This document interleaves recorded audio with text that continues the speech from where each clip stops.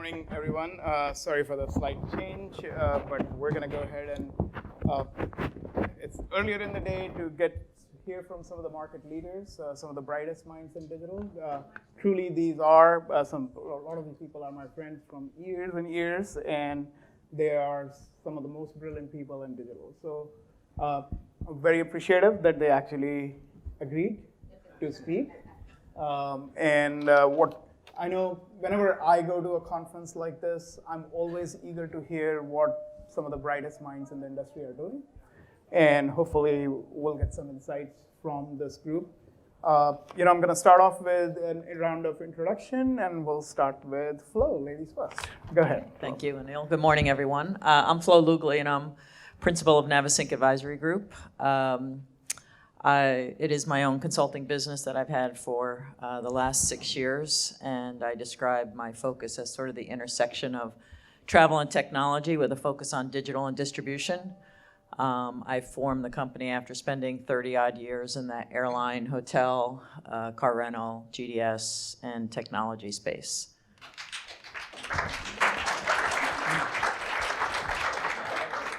It's a great audience. Yeah, I follow. Follow that. A hard act to follow. Good morning. I'm Jonathan Burns. I work for US Bank. I head up digital sales at US Bank. So what that entails is I've got a team of awesome digital product managers. So one part of my team being heading up new experiences, so delivering new, fantastic, groundbreaking experiences for our customers on the digital side. I've got a portion of my team that focus on A/B testing. So those experiences and journeys that we get across the line and that we launch, we then go on to A/B test the hell out of it and just optimize as much as we can and just optimize the funnel from top to bottom within each of those journeys.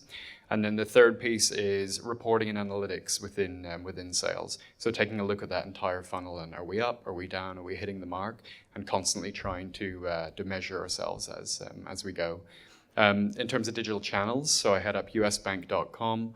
I've also got the sales side on the secure channels because our customers, not only prospects coming in the door, but also those customers interacting with us daily through our mobile apps, so the secure side of things, as well as online banking and taking advantage of those customers in our own backyard and selling to them as they log into our digital experiences. So that's my role.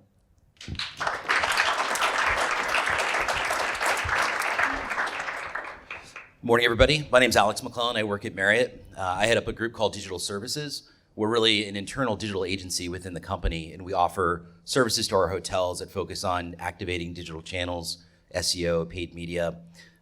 We service about 4,000 hotels around the globe currently. I also have responsibility for something referred to as a digital studio within Marriott, which is focused on building out different website experiences at the property level, mainly focused on things like ancillary services like restaurants, spa, golf, etc. And I've been with Marriott for 22 years.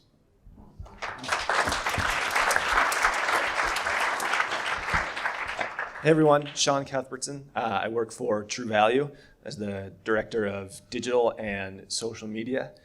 So my team, we've got two facets basically. One is the brand side, so think of what we do in social, what we're doing from an SEO and paid perspective driving, truevalue.com. And then the other side of our team really works with the local store owners because all of our store owners are independently owned, locally owned small business owners, so they can have the freedom to do what they want from a marketing perspective, but we provide a marketing service on our team to help them through digital marketing, print advertising, and that sort of thing, and finding the right combination of the mix. I'm on the other end of the spectrum at True Value. I've been there for about 9 months.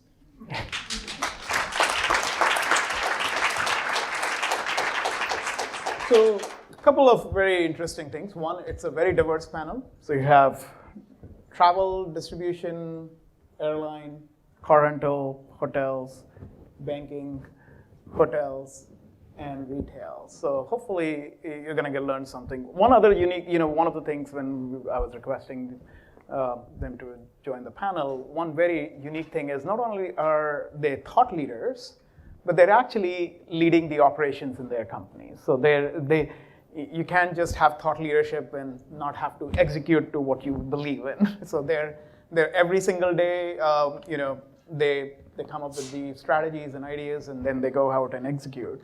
So given that background, I'm going to start off with, I think the audience, I want to know, what is the number one challenge that each of you faced in your organizations this year, last year, that you're gearing up to solve? We'll start with Sean this time. Yeah, sure. It's a tough one to start with. I think one of the, how much time we got to talk about it? One of the biggest things that we struggle with. So in 2018, we did an entire re-platform of the website. So everything from buying experience to look and feel, design, and even the platform that we sit on. So we were dealing with some negative consequences of that in the midst of consumer behavior shifts that we just saw. Almost half of the consumer behavior isn't to click through to a website. So our organic traffic went down. Google changed algorithms, so our organic traffic went down. So what we're really trying to push on and focus on going forward is content and figuring out the right content. We are very obviously a retail organization, so we want to sell products. We have 90,000 SKUs on our website, so we've got a lot of product information. But how do we give people the answers to things that they're looking for to help them and add value and engage with those consumers? Alex? Yeah, I think one of the challenges we face or probably continue to face is scalability. So many of you in the hotel business probably will appreciate this, that every individual hotel makes the decision in our company on what they do digitally. So we have to really make sure we're educating our hotels and the value proposition that exists in investing in digital channels. And we also have to just be able to grow quickly. And so we had a big acquisition a couple of years ago that drove a lot of hotels, and we have to be able to react in a way where we can drive and add more clients and more hotels at a moment's notice, really. So scale has really been a top priority for us. Okay, very good. Jonathan? Okay, so I'm going to call out three actually, because I've got a long list of challenges or opportunities as we should call them. So the top three in US Bank right now, so certainly in my world, being the first one I'd say speed. So keeping ahead of the competition and keeping ahead of the bigger players. So we're in the top five. We're playing with the big boys. We've got to be just as good as them, but we got to be faster than everyone else. The second piece would be technology, I'd say, so infrastructure. And if you think about where we've come from as a bank, we've been around for a little while, and some of that technology came out of the dark ages, and we've still got that. So it's all about re-engineering that. And then the third piece would be measuring ourselves on effectiveness. So measuring that entire funnel from top to bottom, and then trying to get our business lines as well as our marketeers all aligned with my product managers to measure that. So in terms of how we're addressing each of those, so on the speed side, we very quickly realized we need to change the way we operate and do things internally. So we were working on a very old-fashioned, Waterfall methodology where you write everything up front and you say, there's all my requirements, there's what I want to do. Now I let the technical team go away, and 6 to 9 months later they come back and say, "Oh, I built you this," and then we say, "Oh, what the hell's that? That's not what I wanted." So we've gone agile internally. So we've moved to this agile methodology. We're setting up what we call studios and journey teams internally, and that's self-sufficient teams of developers, product managers, content folks, testers. You name it, they're just self-sufficient and they can just run. So they take a backlog of items and epics and they just run at it, and we see stuff then delivered sooner, see it faster, and we start to see the results much quicker, and then we know if we're on the mark or not. The second piece, the technology side. So we're pretty much looking at every single platform across the bank. So in my world, that's not only the front end, so the .com, when we're doing like a major re-platform on AEM, we're on Adobe, so re-platforming all that stack in the background and setting that up for future success. But also building out an entire stack of APIs, because then if we build out the right APIs, then we can communicate with that back-end architecture in a better way and deliver awesome experiences on the front end. And then the third, I mentioned, is just measuring ourselves. So the first place we're starting is literally just trying to align all those business groups and starting to run monthly forums where we're kind of PI planning a quarter ahead to say, hey, this is our goals. So within product, here's the goals that we've set forward. And let's be transparent. These are our KPIs and also our key risk indicators, our KRIs. There's where we're heading. Now, let's talk about yours. Let's talk about the campaigns we're going to run. Now let's measure the hell out of that and see if we're on the mark or not. So those are the top three.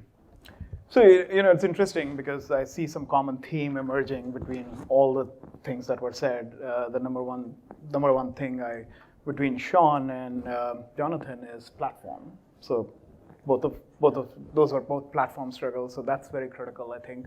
The second thing I heard was scale. The third thing I heard was speed, right? So those are three takeaways. Hopefully, and we see the same thing across the industry. Those are some of the three challenges. We're going to get into how they're solving it. I think Jonathan touched a little bit on that. So Flo, I'm going to move to you. I know in terms of the last role, you were the Chief Marketing Officer for Radisson. Interim. And then before that, for years, you were CMO at Wyndham. What were, but more recently in your engagement with the customers, what are some of the future things that you see, or maybe even those three challenges that people talk about, scale, platform, and speed? How have you seen people in the industry try to solve something like that? I think I agree with these three gentlemen. Those are all big challenges. I think fundamentally what I find with my clients and certainly in the last year with my experience at Radisson, while they were also undergoing a huge platform change, which they just launched in the last month, it's really about resources and the right resources with the right skills and capabilities. I think that's where most of my clients are struggling. To address all of these issues, you have to have the right people in place. And the hotel industry historically has not been very innovative, nor attracted, a lot of the attraction. You work your way up through operations, so you don't really have that mindset. And then certainly in certain markets, that was our experience at Radisson, is in order to attract those right resources, you have to offer the relative compensation levels. And so even if you're able to get the approval, in many cases you haven't comped that role at the proper level. And so when you try and pull people, for instance, in Minneapolis from US Bank or Target or General Mills, you can't compete. And so I think that's what I found as the biggest challenge is if you've got the right resources, you can build the right tech platforms and figure out how to scale, but underlying all that is you got to have the right people.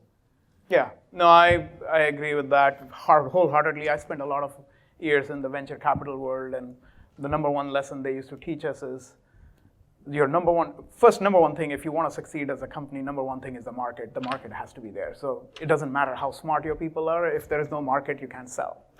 But once you have the market, the number one, most people think it's the technology that makes you different. It's not the technology, it's your people that makes you different. And that's what, if you ever, any of you want to go get a VC firm venture capital firm funded, the number one thing is focus on the market, and the number two, the team that you take to them. That's what they're gonna look at. So it's very, very relevant. Alex, any comments on what Flo said, or how you are trying to solve the scale and the speed challenge? Yeah, definitely. I think when, it's an interesting storyline. We launched Marriott.com in 1996 in June, and we sold rooms. 24 years later, we just sell rooms. That's it. So I think one of the biggest opportunities in the future is to digitize the non-rooms business that we have within our company. One of the things that's really interesting is we operate 10,000 restaurants around the world. We have over 1,200 spas, which arguably we're probably the largest spa provider in the world. Would anybody know that? Probably not. So I think when I think of the future, like our opportunities, I think are in these ancillary services to bring the success we've had in our digital platforms in the hotel room space into these other services that are really driving engagement for the customer. So that's an area of focus for us. Yeah, and I'm actually speaking at a conference in a couple weeks. Last year, the airline industry generated about $93 billion in ancillary revenues, and the hotel industry generated somewhere around 23 million or 123 million. So, and the problem with the hotel industry is generally other third parties come into the industry and solve those problems before the hotel industry can actually even get off the dime. So That's one of the challenges. I agree with you that's a big opportunity. Very good. Sean, any comments on what's out there in the future? Of course, you spent a lot of time re-platforming this year and making sure all of those fixes get, but where are you looking next year as you're setting your priorities? Yeah, so what is one of the big things, if you look outside of even truevalue.com, is because we've got over 4,000 stores nationwide, and trying to help those businesses and looking at how do we measure the effectiveness of our digital marketing when there's some areas that are very rural.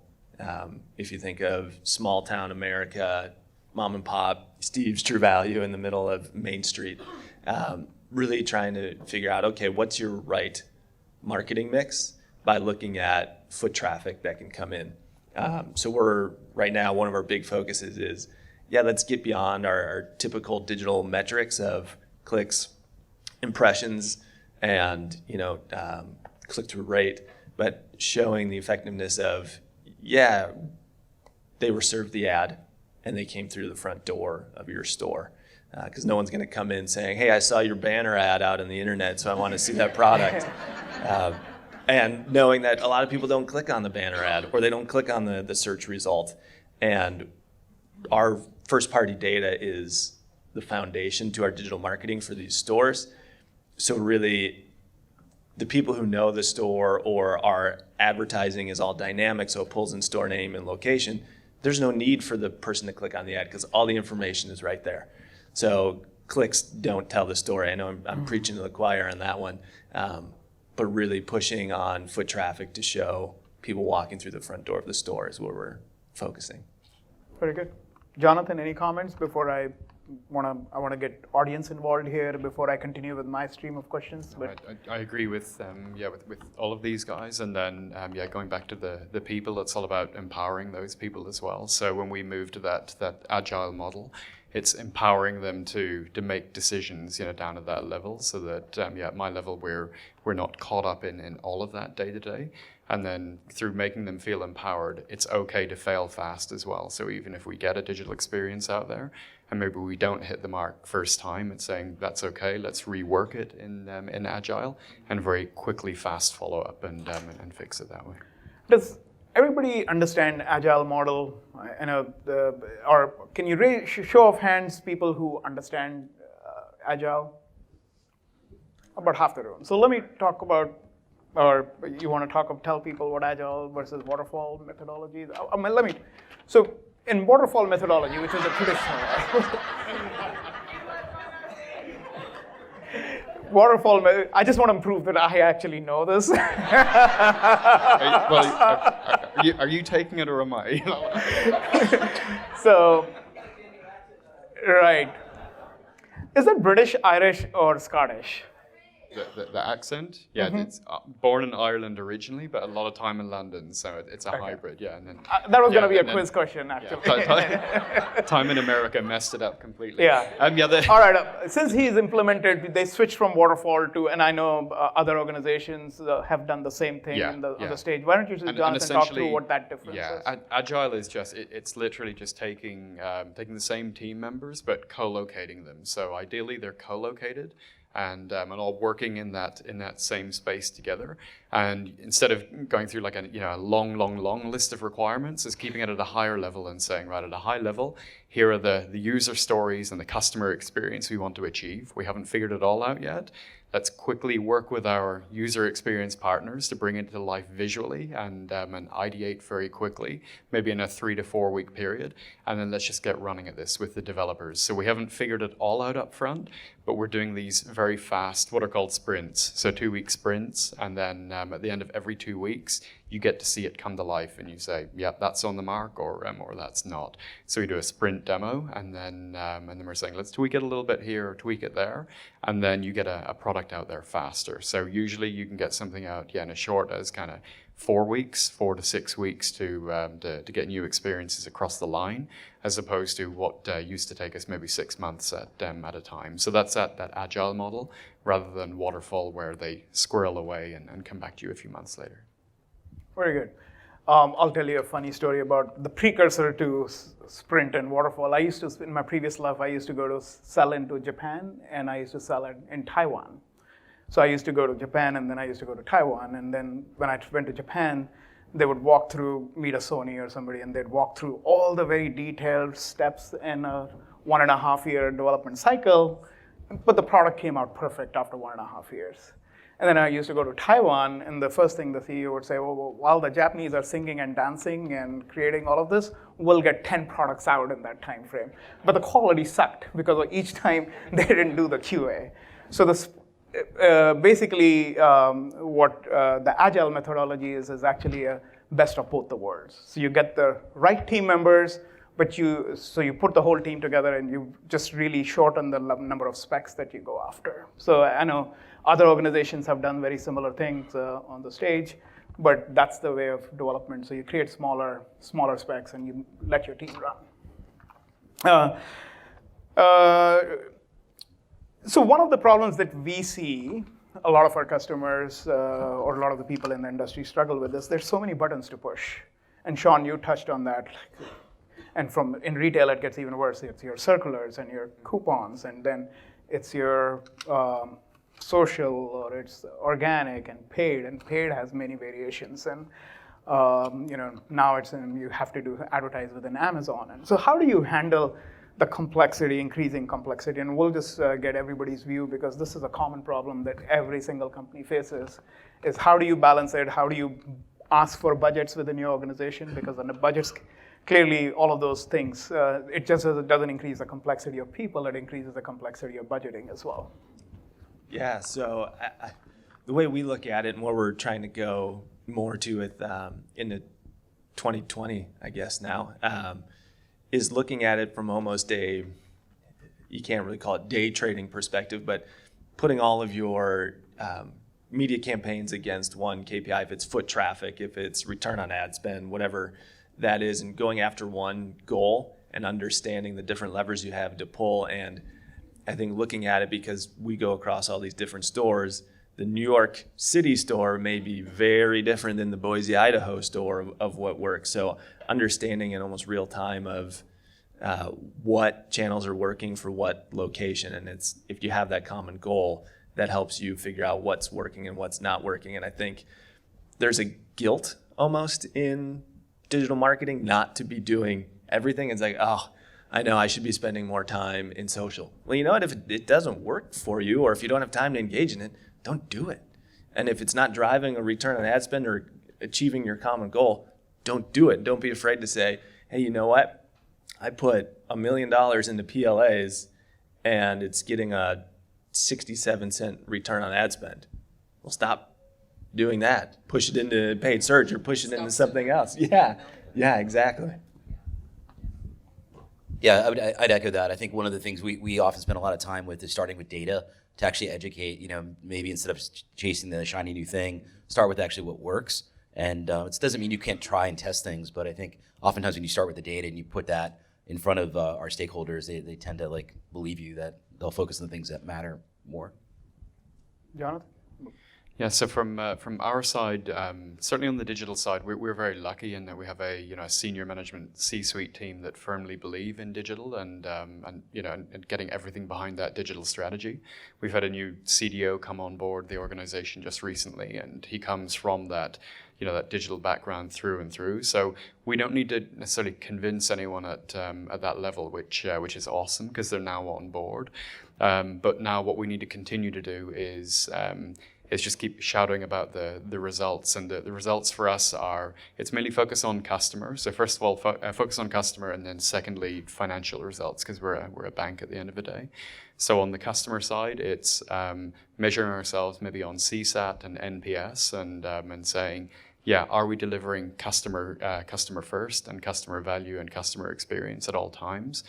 And then secondly, on the financial, on the number side, it's just really proving that through and through. So where we've got digital sales up 25% year on year, we can take that to the guys at the top of the house and say, okay, this is actually working. So by focusing on customer and going mobile first and doing all this work on back-end technology, and going to that agile model, we're seeing the results. They're speaking for themselves. So so keep believing in us, keep investing in us, and and give us more commitment. Flo? Yeah, I think it was Bright Edge that said about 48% of search engine results are actually paid media above organic. So I think the integration of paid, organic, and social is something that's really important to try and get a good balance on. And that's not an easy balancing act. Much as these gentlemen indicated, I think you have to get out there and really test and learn and measure. It's really important to understand, as Banu said this morning, what is it that you're trying to achieve, and then get out there and test. For instance, if you're thinking about adding a bunch of new content, you can actually test that content through paid search and see if you're actually getting the traffic. And if so, then you can invest in the SEO value of that. So there's a lot of different ways that you can approach it without sort of jumping full blown into the pool. You can start to put your toe into different areas of the pool and see how it works. But it's really important to understand, as Banu said, what you're trying to what you're trying to achieve, and then do you actually have the right measurements in place to figure out whether you've done it or not. Very good. At this point, I'm going to take questions from audience. You have some of the brightest minds across different verticals, different industries. Anybody in the audience, burning question? There you go. Perfect. And please say who you are, and we'll get you a microphone. Ataka is going to get his workout today. Can we make sure the next question is from here? Thank you. Good morning. So I hear that a lot of the panelists are coming from, right. Good morning. My name's Amanda. I work at Greystone Hotels and manage e-commerce and own all the channels. So one of the important things that I would like to ask that is kind of a point in my mind is that everyone is coming from a larger group where they do have the resources and the minds to apply to these solutions. What are some ways that we can break that up for smaller companies? I'm sure that there are smaller brands out here that have like 1 or 2 people representing the marketing department and e-commerce. So how can we make that more approachable? Because maybe having like a 5-person team is not possible. It's a great question, and I'm gonna I'm directing it to Flo, Flo, because you work with the whole array. Sorry. I want to hear from Flo and Mr. Jonathan Burns. Perfect. And also as a third, Mr. McCallan. And Mr. McCallan, no offense to True Value though. Just... Sean, you're off the hook. Although I think a lot of your independent franchisees would have the same question. So, so I'll take that. So there's obviously a challenge. I mean, the hotel industry is quite fragmented. You've got 5 major brands controlling a large portion of the brand, but most of those are independent business people running hotels. And of course, I worked for a hotel company where we didn't actually manage very many of the hotels, so they were all almost 100% franchised.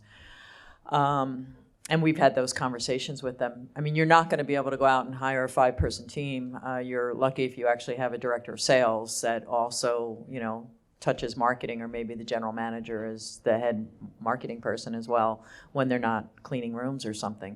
So there's definitely a challenge, and I would say that it's well worth the investment to invest in at least one person who has a digital mindset and understands, and then the next thing is just really get a good partner that can take a lot of that load off you. But if you're a branded hotel, then I think you also need to tap into the expertise and the resources that the brands may offer you as well. For instance, in the case of Marriott's agency services. But having a good partner like a Milestone or any other, and I would recommend much more nimble, flexible agencies than large global agencies for that, because you don't want to be a small fish in a big pond either. Okay, I'll go up next. So I'm actually not gonna talk about my time at US Bank, because I think actually to relate to your question, immediately before I came on board US Bank, I worked for it was a fairly large credit union, but I didn't have access to the resources I do now at the moment, and the team sizes that I do now. So actually, when I joined the credit union, I was a digital team of one. Digital actually didn't exist in the credit union, and so I came on board. And I remember through the interview process, it was, tell me about the digital team. They clearly didn't exist, and it was well, that's up to you to set the strategy and decide what we need. So I'd actually managed to convince the CFO and the CEO to give me just one of each type of resource, and I'll prove it to you that we can move fast and using this agile model as well. So I managed to quickly stand up a product manager, user experience designer, some content folks, testers, developers, and a little tiny but focused team. Brought the vision to life. So as soon as they started to see it, coming to life, and we actually re-platformed the entire mobile banking experience and relaunched that in less than a year. But we did it with a very small, dedicated team, and it was also through picking the right partners. So we're at US Bank, we work really closely with the Neil's team in Milestone, awesome partners there. But we actually we picked other partners in the California area. So I was Minnesota based, but we actually paired up with partners in California and hand chose them and said they can help us achieve our vision very quickly, where at the time I didn't have access to the technical resources I was maybe used to from my previous role before that, or the product resources I had. And then it's about empowering them and saying, you guys are awesome. Now you own the journey. Now let's get on and deliver it. And we did. So Alex or Sean, any comments? Yeah, I'll just add one thing. I think really investing in partners that are experts, I think is very helpful for scale. I just can relate to a story 6 years ago. We had our organization was maybe 20 people supporting about 800 hotels. And we realized quickly that we couldn't continue the way we were working, which was just adding new bodies as we added hotels. There was no scale to that. So we quickly stepped back, created a lot of relationships and formed partnerships. And you fast forward, 6 years later, we're operating a team of 100 people with 4,000 hotels. But we have these partners that are actually supporting us. And there's probably, I would say, maybe 200 associates that are not Marriott associates that are helping achieve our goals. And they're experts in certain areas. And so I think delving and creating those partnerships with third parties or agencies has really helped us. I would also just put a plug in, at least for the hoteliers in the room that work for smaller companies or independent hotels, that there are organizations, for instance, like HSMAI, that actually has a digital marketing council that can be a great resource for you.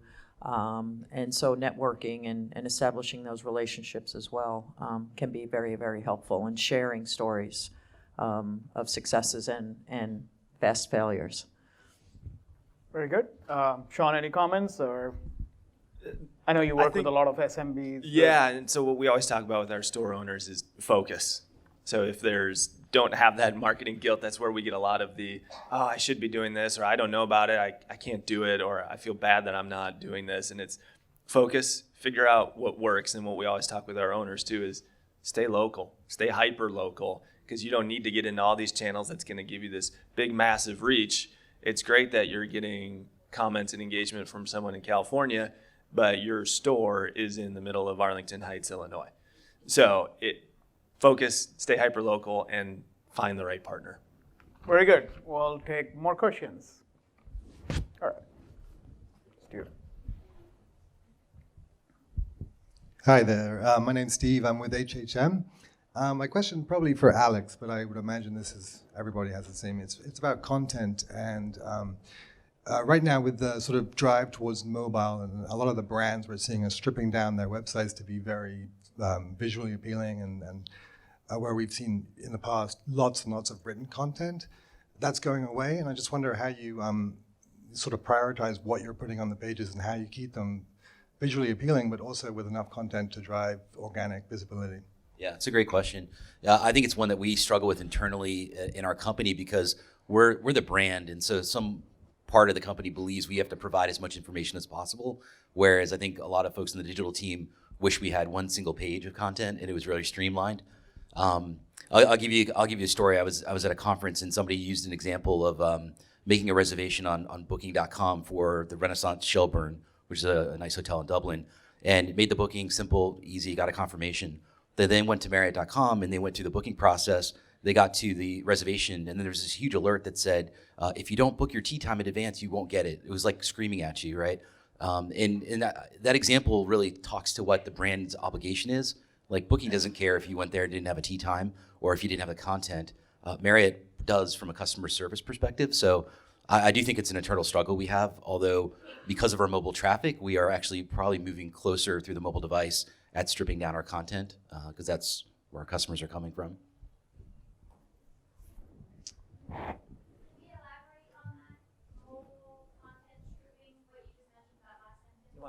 Oh yeah, sure. So if you look, for example, the vast majority of our traffic now is coming through our mobile web app.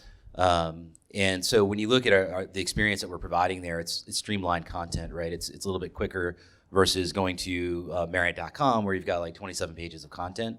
So I think naturally, because of the device and the information that we have to streamline the content, and I think that's driving us to shorten it down a little bit, but I think we still have that brand obligation to provide everything possible to that consumer that's brand oriented, which in some cases, means more content or pages of content.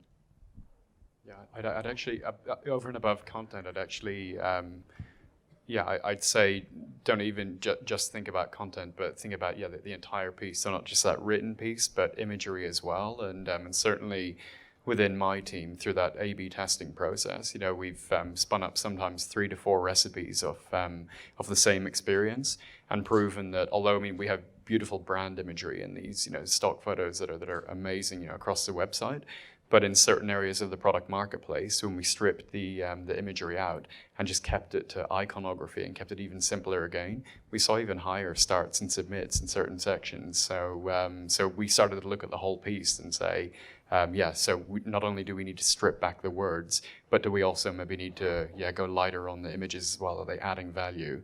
And then thinking of different content types, such as inserting video and things like that. I think it's understanding, again, the data of, what's the engagement of the consumers with the content on your site now. And if there's very little engagement with that piece of content, then there's really no point in, having it there and just for the sake of having it there. And then testing, consumer testing to see what resonates.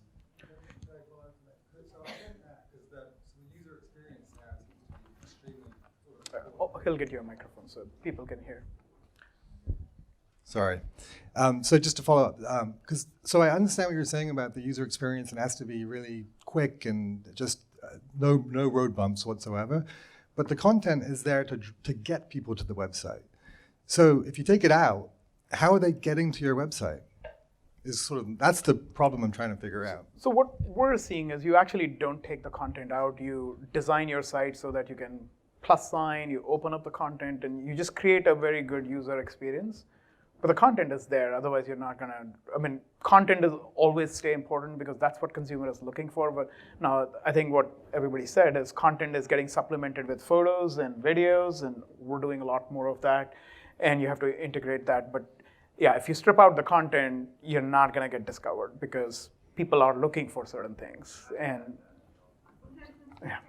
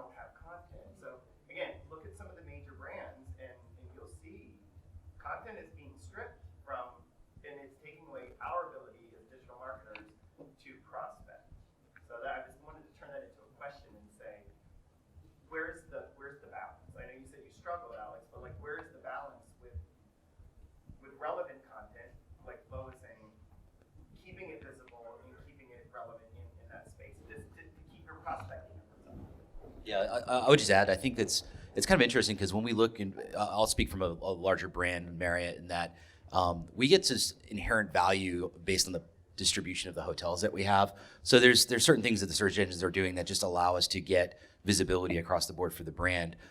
So I think we don't necessarily lose. What we notice is that people are searching directly and going right to hotel websites. They're skipping the homepage of Marriott.com. I think one of the opportunity areas that I mentioned earlier was being able to create content in areas we don't have good content in today, which is ancillary products, which really distinguish our hotels very, very significantly than just the room product. That's an area that we're actually growing content, which I think is a big opportunity because that's kind of the Wild West, I think, versus like hotels. All right, we got 3 minutes left. I'll let Greg one last.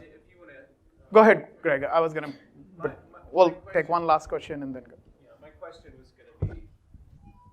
My question was going to be based on these previous questions. Are any of you that are operating websites a dramatically different approach with your desktop site versus your mobile site in terms of functionality or content emphasis? I mean, I know we just talked about stripping content away, but are you, or based on sort of the customer journey, really different use cases? Yeah, so on our side, we've changed the entire thinking internally, and we design everything mobile first from the outset right now. So it's straight out of the gate. We don't even look at a desktop first. So let's design it mobile first for that screen, including the content, the navigation, the whole lot. And then if it's going to work on that real estate space, then it's going to be fit for purpose on desktop. We're constantly benchmarking against our competitors as well because we're so heavily regulated as an industry, and we have to stay compliant, and our legal and compliance teams, again, like the technology, kind of come out of the dark ages as well, but we actually see these fintech providers who are, like I say, just stripping the content out of it and doing these beautiful experiences but achieving the same results. So we benchmark a lot as well in terms of what they're doing and say, how do we go there? And on the digital marketing side as well, so the chap over there that was saying it's becoming harder to digital market. We're actually trying to find new ways and new opportunities, because what we're also realizing is our traditional prospects and customers are not coming to us in the same ways maybe they used to. So we're looking for maybe third-party lead generation avenues and maybe partnering up in those areas as well. So running like mini pilots with the Zillows, the Credit Karmas, the Nerd Wallets, certainly for my industry, to say let's take a different look at this, and if we can't get the prospects coming in the door through that avenue, but actually we might get them there, and there instead. So it's putting some new models in place as well, and then testing those to see if we get results. And my clients have also been moving to a mobile-first design. So everything is based on the mobile device from a design perspective, and then flows up to tablet and web. Very good. One last round. One piece of advice you have for people in the audience. There is a lot of young kids here, early in their career. They look up to people like you to figure out what to do, or just company-wise, anything. So we'll just go start with Sean. Any advice you have for the people in the audience? Back in my day, for all those young people. Yeah. So I think, one of the pieces of advice that I'm going to give two, but I'll do it really quickly. One was what we talked about a little bit earlier, of understanding when things aren't working right and stopping it sooner. I think I've seen it with some of my bosses at various different companies when I say, hey, you know what, I'm going to pull back because we're not getting the return on ad spend. So I'm going to wait until the market's right, and then I'm going to pump the hell out of whatever's working. They're like, great, do that. The other one is, with everything that's coming down with privacy acts, get your first-party data in order. That's the foundation to all of our marketing. We see stores, and our side too is, when we have that first-party data right, we're so much more effective in our advertising. And now with all the cookies that are lack of cookies and different things, if you got your first-party data in order, it like the back of your hand, it's segmented, you're going to be okay. I would say learning how to tell a story is really important. I think in the business we're in, oftentimes we're in sort of a technical industry, but we're dealing with people who are not technical. And I found even when you have data, sometimes people don't believe it, but if you can weave that into a storyline on what you're doing and the objectives and the purpose, I think adds a lot of value. Very good.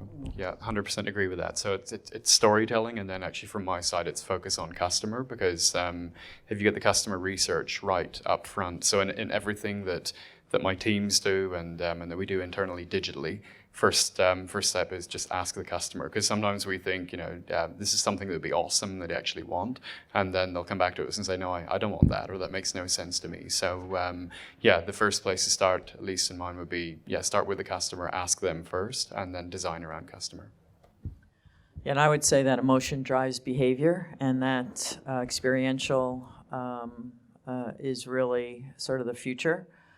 So connecting with customers and ensuring that you're giving them the right experience regardless of the channel that they're coming through, and consistent across all your channels is also very important. Very good. I want to thank the panelists. These are they're very, very difficult people to get.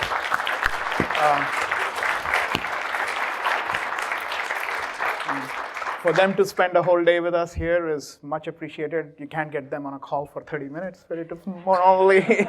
So much appreciated. They're also some of the visionary leaders I look up to. I know first time I met Flo, I was at a dinner table and I was telling people, like, I met this wonderful woman and she's such a great leader, and it was just, that's the impression. You had a lot to drink that night. Yeah. By the way, I don't want to date myself. That's about 12 years ago when we started working with Wyndham. But they're all very talented, very accomplished leaders. They'll be here all day, and hopefully you get to interact with them. Thank you so much. Appreciate it.